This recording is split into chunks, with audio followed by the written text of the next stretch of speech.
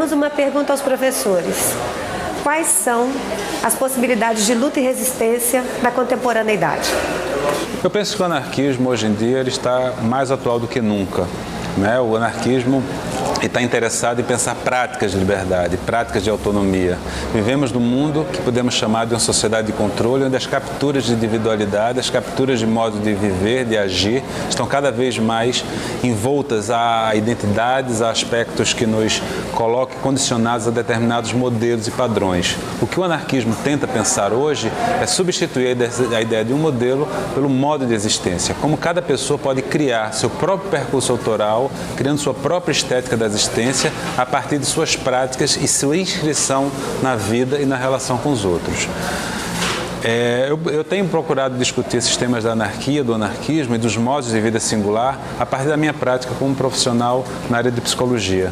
Eu desenvolvo um trabalho chamado somaterapia, onde procura fazer uma união do pensamento libertário com o nosso comportamento, ou seja, o que há de mecanismos de poder, o que há de mecanismos de autoritarismos engendrados no nosso comportamento que nos levam, ora para lugares de sujeição, ora para o lugar de domínio na relação com o outro. Substituir essas práticas de verticalidade por prática de horizontalidade nos planos afetivos, emocionais, profissionais ou relacionais como um todo é o que tem nos interessado e movimentado nossa ação no presente.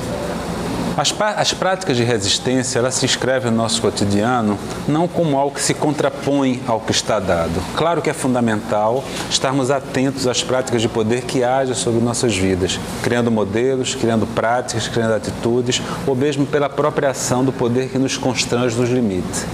Eu acho que uma prática libertária no presente significa nos contrapor a isso. Ter voz, sair do lugar da sujeição para o lugar de ação.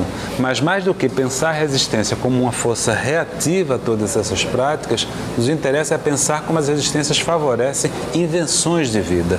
Resistir, antes de mais nada, é inventar saídas, atitudes, práticas na construção de um mundo que se faça novo, que se faça redimensionado, mas não que nos leve para um futuro distante, mas que essas práticas de resistência e invenção elas possam operar agora.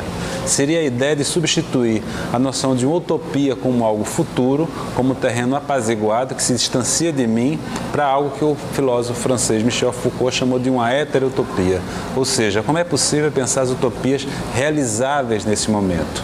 Resistir, antes de mais nada, penso, seria, portanto, inventar espaços de heterotopia, encontros heterotópicos que não estão na chave de uma liberdade absoluta, mas estão na possibilidade de vivenciar instantes onde nesses momentos e nesses instantes eu possa viver mais ou menos autonomia, sempre de forma transitória, sempre de forma reinventada, sempre também de forma a associar-se ao outro. A liberdade é uma prática, não um estado. É algo que se dá na minha relação permanente entre o eu e o outro.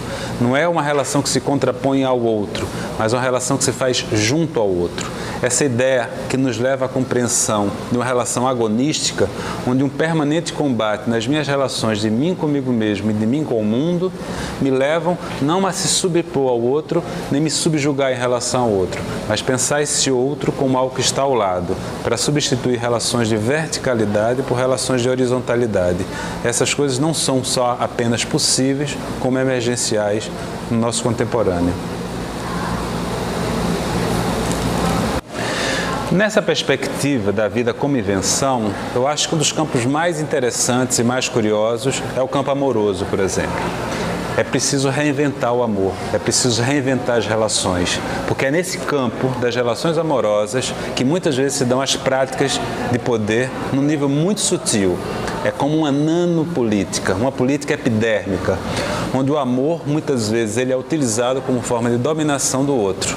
E as relações, sejam elas monogâmicas ou não, elas estão impregnadas dessas relações de poder. Reinventar o amor significa redimensionar nossas práticas políticas no momento germinal da associação com o outro.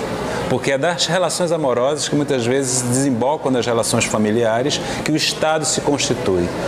Um psicanalista chamado Wilhelm Reich, ele trazia uma frase genial no início do século XX. Ele dizia: a família, ela espelha e reproduz o Estado. Se a família é fundamental na existência do ser humano, por ser gregário, é preciso que a gente reinvente nossas famílias. Mas antes de reinventar nossas famílias, a gente precisa reinventar nossos amores, para que o amor, essa coisa tão maravilhosa que anima a existência, ela não se transforme numa relação de controle e domínio sobre o outro, mas que o amor sirva apenas para viver e ser curtido. E a família conectada?